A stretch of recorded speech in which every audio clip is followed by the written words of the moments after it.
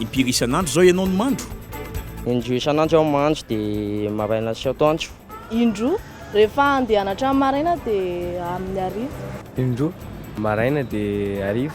Maraina zany le hoe voky ny trano dia mila madio dia amin'izay koa mba fiera zany ianao voaka hoe madio dia rehefa ariva ohatry ny tsy mahita tory rehefa tsy mandro. Satria maraina andeha dia mila maivamaivana zany mandeha miala ao an-trano dia amin'ny ariva koa le mazevatra be le loto azy tamin'ny atoandro sy maraina iny dia asorina amin'ny ariva. Raha ohatra ka eny amin'ny fiarahamonina raha dia ohatra masisisona dia efa tsy alezy le olona akaikinao koa ianao koa dia efa tsy mandro koa ny saina. Satria le amin'le andavanandro iny efa misy atsiamboana dia mila sorina le atsiamboana satria maloto, maimbo. Tena zava-dehibe tokoa ny fahadiovan'ny vatana satria rehefa madio tena mahatsiaro maivamaivana tokoa. Tsy sahirana mihitsy ny sainao mandeha eny an-dalana satria sady salama ianao no madio, ny olona mifanerasera aminao tsisy hoe maimbo tiana ohatraohatra izany. Ilaina zany ny fahadiovan'ny vatana amin'ny fahasalamana dia hafa ihany koa zany hoe madio na eny amin'ny fiarahamonina na any am-pianarana n'aiza misy aho. Ho an'ny olona izay mijery antsika zany dia tokony hadio lalandava ianao,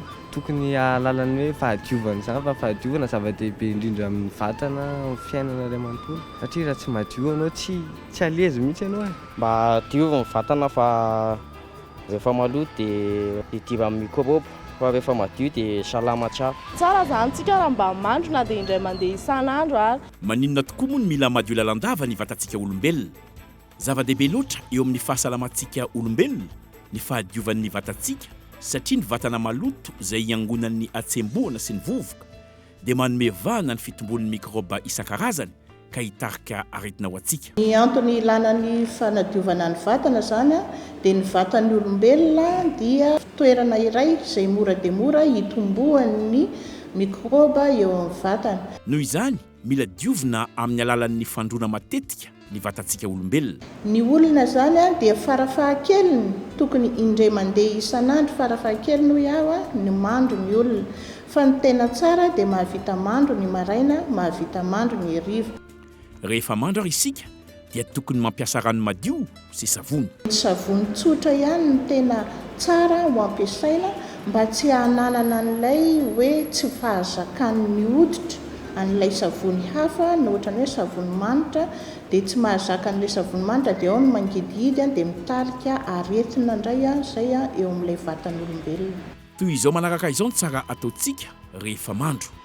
Hosorana tsara ny savony, atao mandroatra tsara ny savony rehefa mandro ny olona ary avy eo dia tsy maintsy kobanina amin'ny rano mikoriana.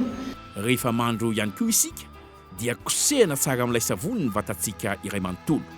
Ny vatana rehetra moa dia tokony hosorana savony daholo fa saingy tokony atao mafimafy kokoa, bebe kokoa ary kosehana maharitraritra kokoa ny toerana rehetra izay hita fa mety mora tsemboka amin'ny vatan'olombelona. Ahoana no atao amin'ny fikobanana ny vatana avy nikosehana tamin'ny savony? Io rano mikoriana io raha manana paopy moa ilay olona dia mandro eo ambanin'ny paopy izy raha tsy manana kosa ny paopy dia rano tondrahana ka rano tondrahana avy any ambony hatrany ny tsara hikobanana. Ny olona tsirairay dia tokony hanana ny servietany avy.